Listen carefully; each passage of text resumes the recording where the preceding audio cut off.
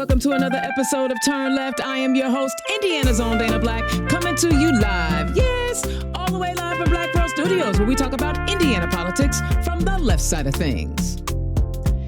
Indiana's own Dana Black, Turn Left. Thank you again for tuning in for another episode as we are bringing you all the candidates. I'm feeling pretty proud right now because I'm getting the opportunity to talk to more candidates, meet more people, and I'm finding out some amazing and interesting stories from so many of our great candidates. And I'm hoping that you are finding them just as interesting as I am. So next up, I'm excited. I'm going to tell you why I'm extra excited about this one. See, I know y'all know that I love me some Hoosier Women Forward.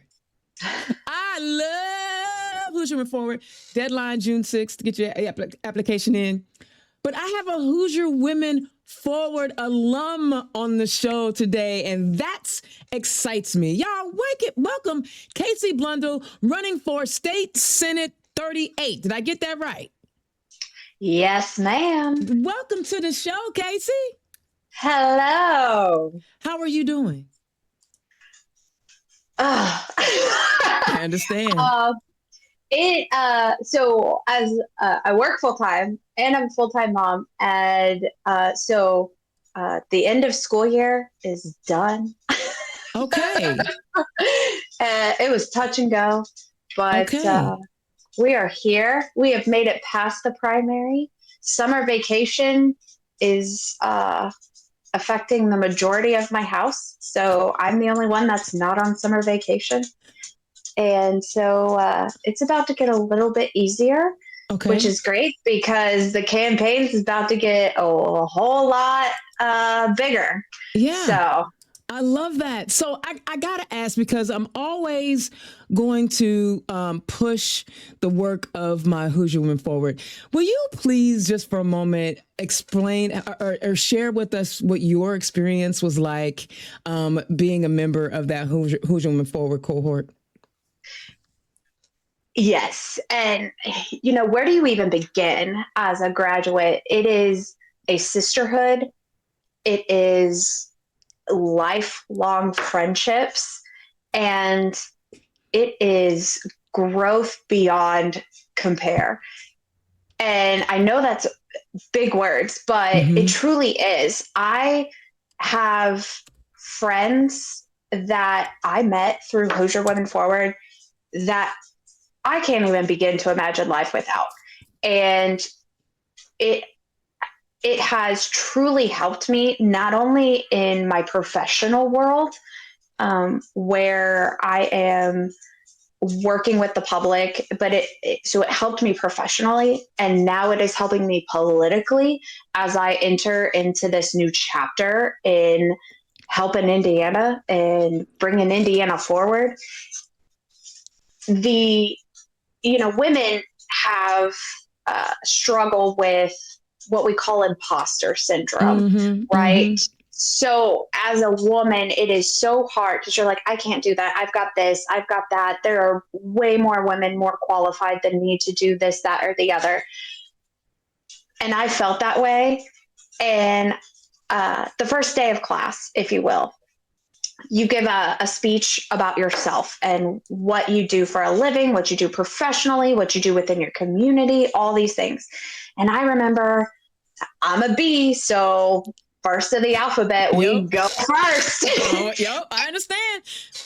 And I remember giving my speech, and this my sister next to me, she was like, oh my gosh. She was like, I have imposter syndrome. She was like, you have done such awesome things in your professional world. And I was like, what are you talking about? You're a rock star in my world, because I knew her. It was Katie McHugh. Okay. Dr. Katie McHugh, right.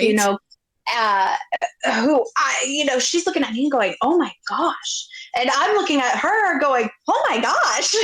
I love that. It's that support that we have and the love that we have for each other just right out of the gate. And when I began to embark on this journey for Senate District 38, before I announced anything, before just, the homework you have to do before you really dive right in. And so I remember talking to my Hoosier Women Forward, not only my small cohort that is in Vito County, because we do have very few, but we're pumping up our numbers. And so I talked to those ladies, and then I have my class 5, but then I also have graduates from other classes that we all have group chats going with each other, and we're all constantly sharing things that other sisters have done. And it's a family. It's a sisterhood. It is so much more than a program, than just a leadership program, because it is, yes, we do all those things. And yes, what you learn is invaluable. And we have the most amazing trip to Washington, D.C. to end out that particular class. And, I was sitting in the West Wing.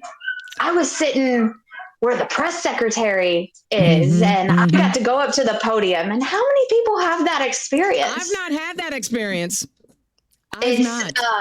Yeah. And I was sitting there, and then I geeked out because Peter Alexander walked in. Yeah. I love that. I just love Hoosier Women Forward. And I'm looking at your face, and you're beaming with pride and joy of having had that experience. So thank you for sharing that. I'm probably going to share this with the Amy's. So, so they can do something with it, because that's a testimony, baby. That's a testimony. Listen, you share it with the Amy's. I'm going to share it with the Amy's. Listen, tell the people who you are and where you come from.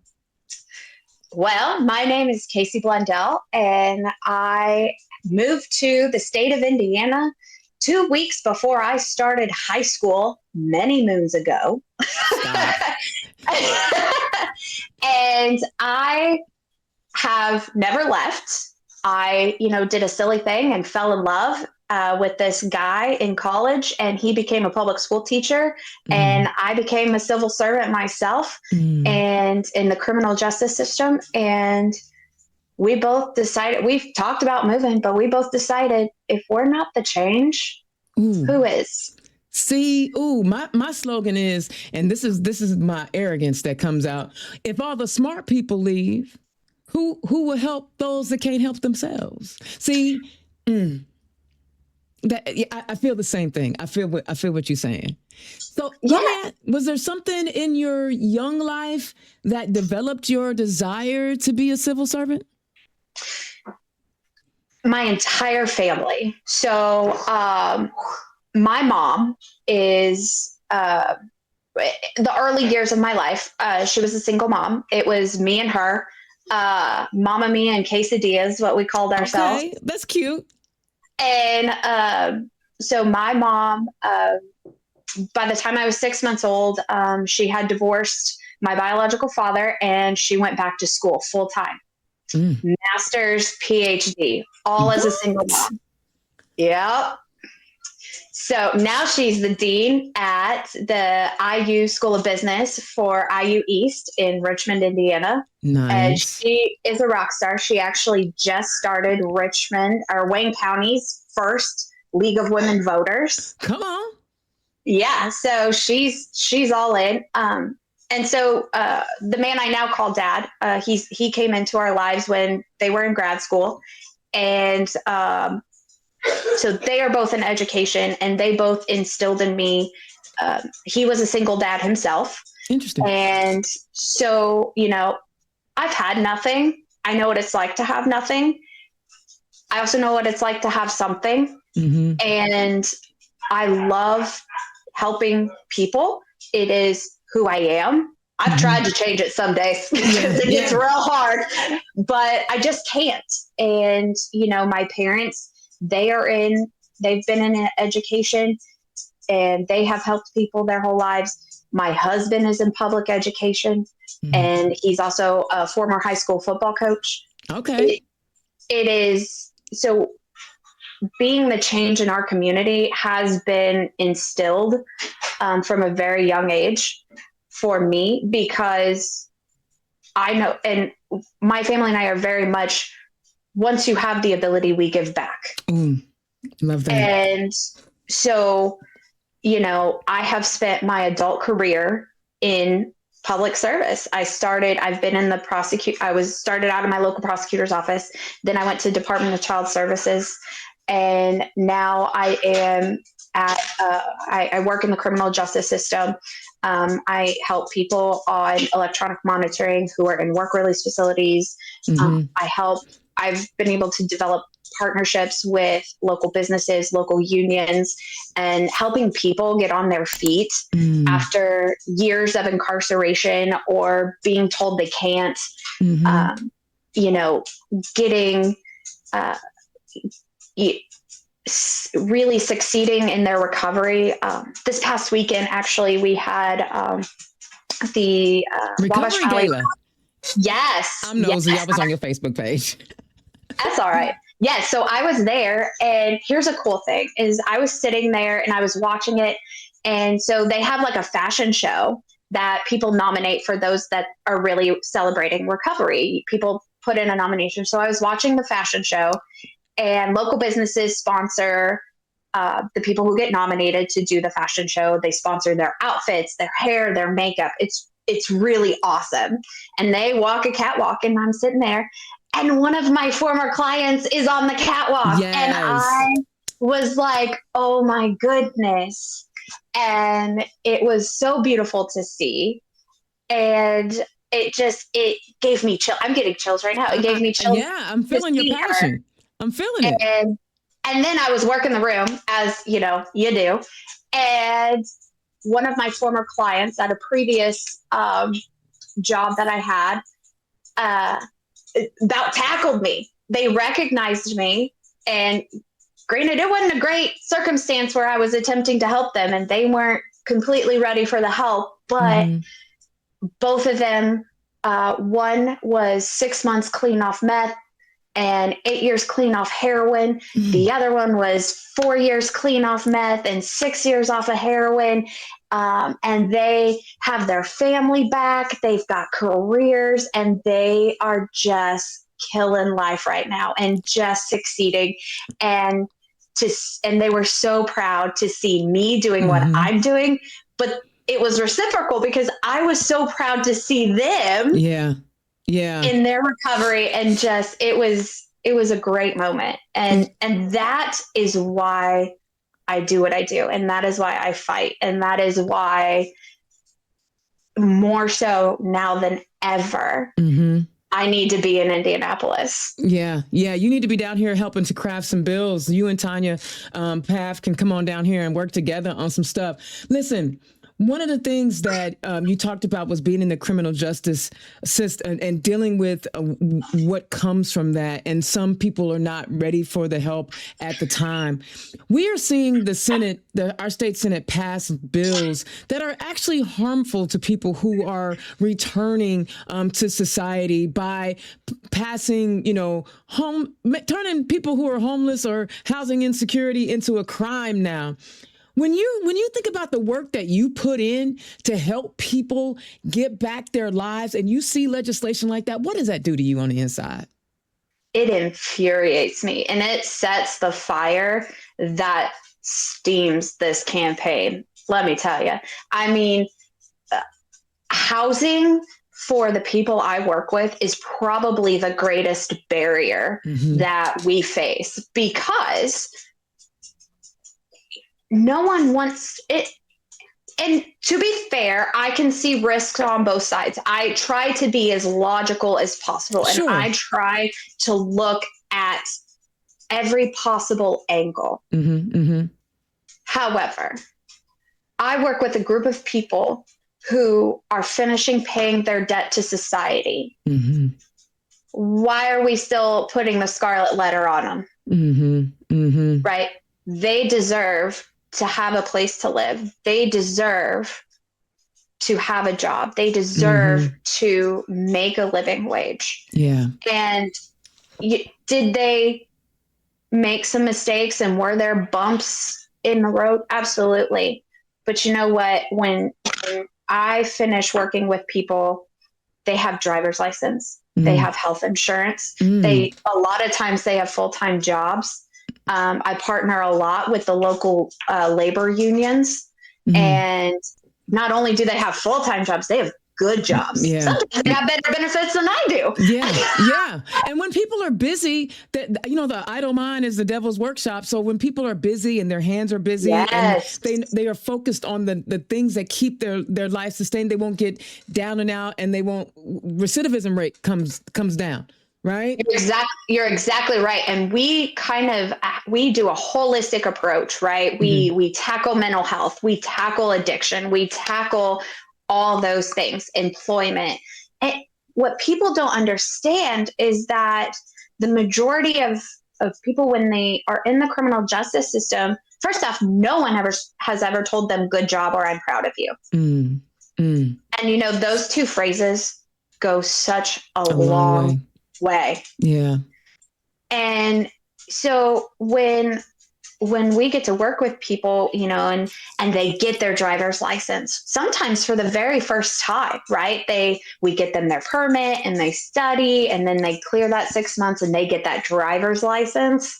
And then they get, then we help them with healthcare, and which is another reason why I need to be put up in Indianapolis, because all these hip changes to HIP and Medicaid. I mean, tell us about some of the changes that have gotten under your skin, so that people recognize, what we should be paying attention to, if you can. In what world is $11 an hour making too much to qualify for health insurance? A Republican world. Because at $11 an hour, if you work 40 hours, you make too much money. I think it's between $11 and $12 an hour, but depending on how many hours you work, and if you have to claim tips, that could kick you out, and you lose your HIP or your Healthy Indiana plans. And then they say, oh, we'll go apply at healthcare.gov. Great. Well, as of January 1st, 2026, all those subsidies, because of the big, bad, beautiful bill, are gone. I look at those healthcare plans. I can't even afford it. And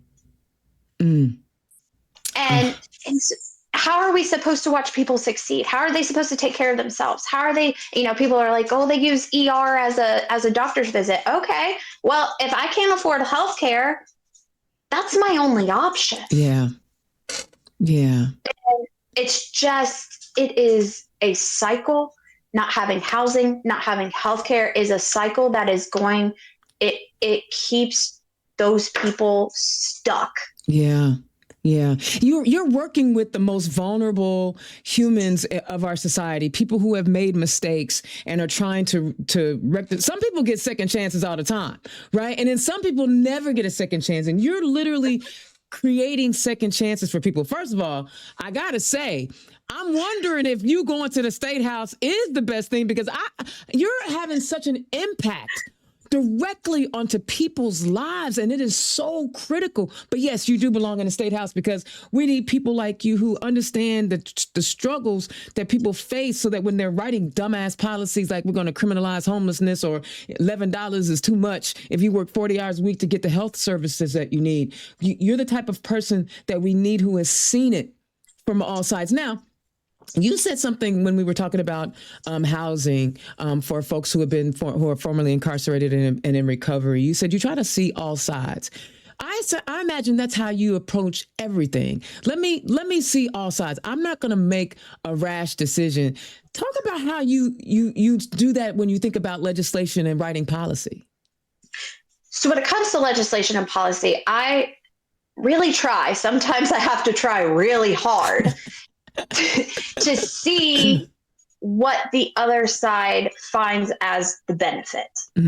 And it's critical thinking, and it's common sense, and it's truly putting a holistic view on legislation, right?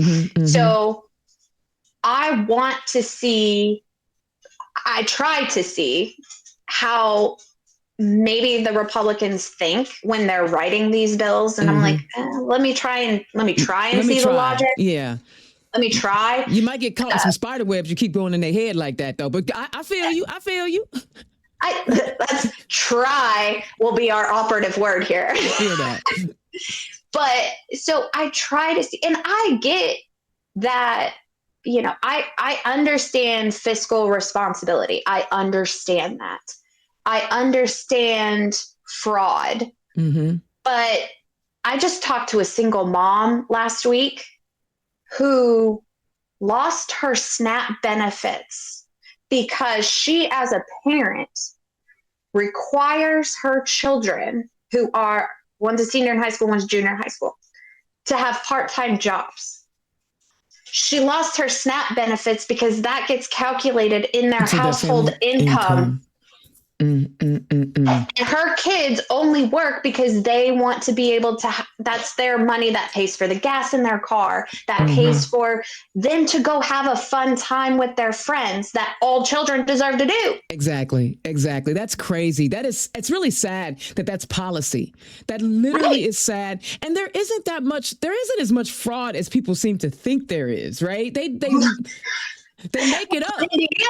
In Indiana, if there's fraud in the last 20 years, it's been on one party. Well, we already know that. Honey, they are real quick to project onto us what they are actually already doing. But here's the thing that's messed up about even that when you bring that up.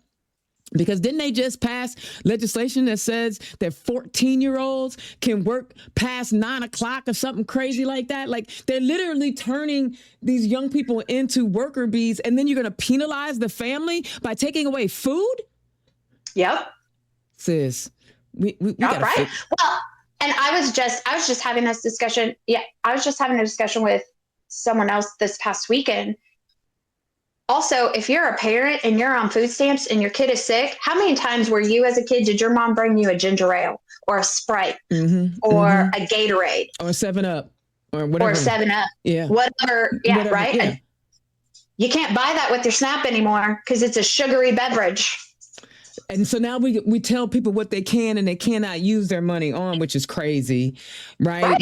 Rich people get to do whatever the hell they want, how awful they want to do it. I mean, shit, Epstein had a whole damn island to molest people, and then they gave him a sweetheart deal. But you're telling me that people who are just trying to have some dignity can't buy what they want to buy. Kacey, see, now you getting me fired up over here. Listen, if my kid, if I'm a mom on SNAP and my kid who has struggled academically at school aced his spelling test, and I need to use that EBT card to go buy him a candy bar to celebrate him because that academic success is everything to him, then I want to sure as heck be able to use that EBT card because I may not have the money right now because I paid rent. Yeah. Yeah. Isn't that interesting how everything is connected? Like, you literally just drew a through line between a child's well-being and their desire for success, rewarding success, and the ability to reward success. You drew a perfect line between how we raise our kids, how we support our kids, and the state limiting our ability as parents to do those things. Now, I ain't no parent. I'm just going to say that. I said us as parents because my mama told me I was going to get back twice what I gave her. So I took that as a hint not to have no kids. But you just drew an amazing line. Do you believe, and this is, answer this however you like, because I have a feeling your opinion on this is going to be incredibly valuable. Do you believe that these lawmakers are not looking at things holistically and are just trying to control people in a way? Because when you need, it's almost like you need something from me, so I'm going to control how you use whatever it is that you need from me. The days of pulling yourself up by your bootstraps are over. It is physically, socially, economically, financially impossible because there are so many caveats to everything. No one's making really a livable wage, right? Right. and what's livable in Indiana, right? We have the highest utility rates in the entire Midwest.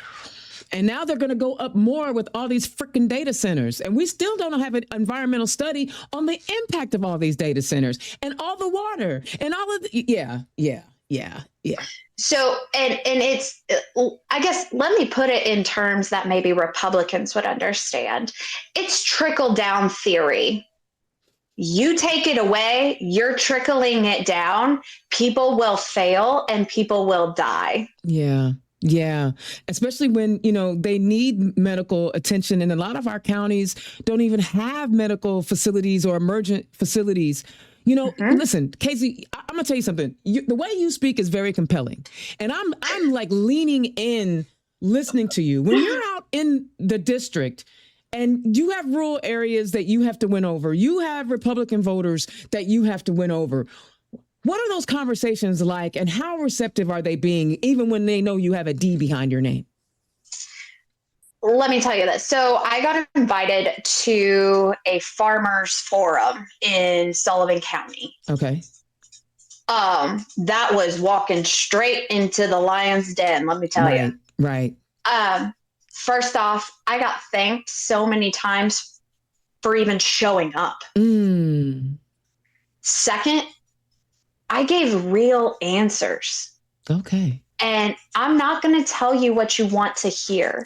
Right. I'm going to tell you what's happening that is directly impacting you and what we can do to change it to help you be better. So many farmers they're losing their land. They can't afford their property taxes. Well, that's because their property tax their formulary that they use hasn't been updated.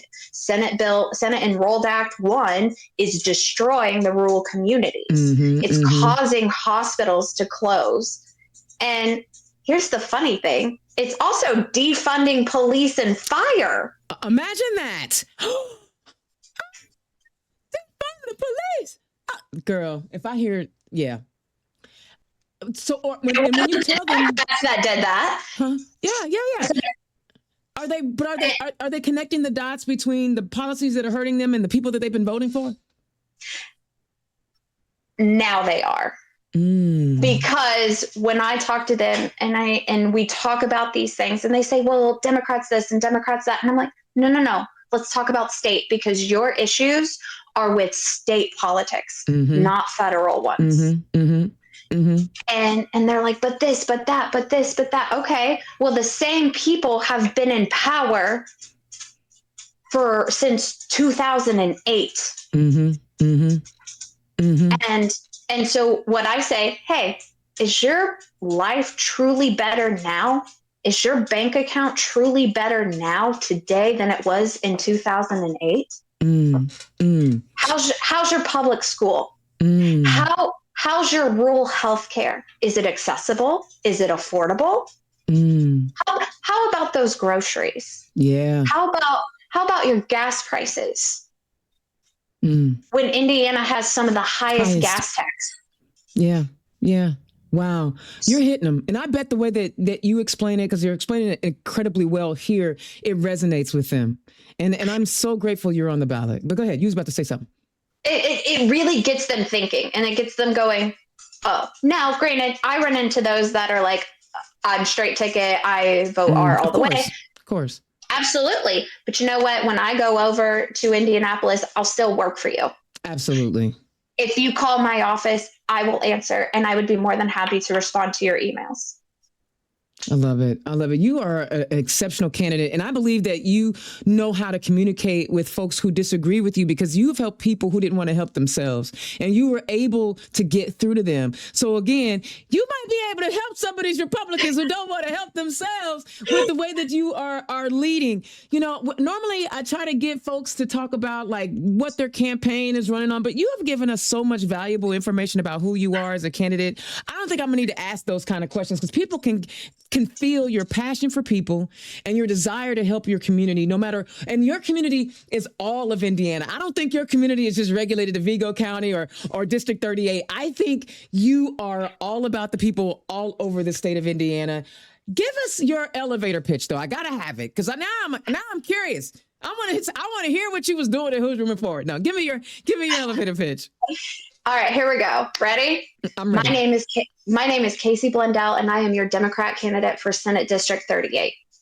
When is enough enough? For the last 20 years, we've been under the same party rule. The same people have been making the policies. Is your life any better today than it was in 2008? Our public schools are failing. We can't get new buildings for our children to have quality education in. Our teachers barely make enough money to support their own families. When is enough enough? We pay some of the highest utility rates in the entire Midwest. We have some of the highest gas tax in the entire country. Indiana ranks 49th in quality of life. People are not thriving. Hoosiers are barely surviving. And that is why that is why District 38 needs to send me to Indianapolis so I can fight for them. Yeah, I like that. And you know what? I love how you caught yourself. Because one of the trainings that I do for candidates is language, not necessarily message, but language. And you always want to make sure that you're using that inclusive language. And I'm glad that you caught yourself because you said, no, not I. And that is a mark and a sign of someone who is truly aware of what they're saying and who they're saying it to and why they're saying it. So, Kacey, I think you're gonna win. Like you keep talking to them people, you keep helping people because I imagine you're still working, right? So you're still helping people. You keep doing that work, right? I think we would be a much better General Assembly with someone like you with the level of compassion that you have for humans in our state house writing policies. We would be a much better state. Is someone like you who understands the struggles that people are going through and you are able to offer them solutions. You ain't just a talker, baby. You've been offering solutions. I think you would be great in our state house. I want to thank you so much for taking time out to talk to us here on Turn Left. Tell the people where they can find you. I am on social media. I am on Facebook at Blundell for Indiana. That's our Facebook. And I'm on Act Blue. Please reach out, blundellforindiana@gmail.com. Please feel free to email me all questions, comments, concerns. I promise you I will respond. And it is, in fact, me responding. Love that. And please look forward to me knocking on all the doors. If you're in Senate District 38, I am so excited to talk to each and every one of you. All right. You're an amazing candidate. Keep up the good work. But one last thing I'm going to do, listen. This is one of those candidates had me fired up. Like y'all saw my facial expressions, right? She got me fired up, ready to go to work. But what I need you to do is click her donate link. She is going to need all the financial help she can get. I know every time you hear my show, you're like, damn, Dana, you keep asking for money. Listen, elections take money. I know that we want to live in a post-Citizens United world, but that's not where we are. That's not where we are. We have to talk about where we are and exist in where we are. So listen, I think Kacey would be someone that will fight for all of us in that state house. And she will not allow bad policies to go unchecked. She may not be able to have the power to stop them all, but I bet they won't go unchecked. So please click her donate link, become a $5, $10, $15 monthly recurring donor. Those recurring dollars add up. If we can get 10 people to become a $10 recurring donor, that's $100 a month that she'll be able to get in, right? So please consider that. Donate to Kacey. I am fired up about her. She got me mad though too, because I'm ready. What you mean? My kids work and I can't, man, we got to do better, y'all. We got to do better in our state house. And with candidates like Kacey, we can be better. All right. Indiana's own Dana Black, Turn Left. Thank you for tuning in. I will holler at you next time. Peace. Turn Left is the property of Black Pearl IT Solutions, executive producer, Indiana's own Dana Black. Music by Dorian and 22 from Pixabay.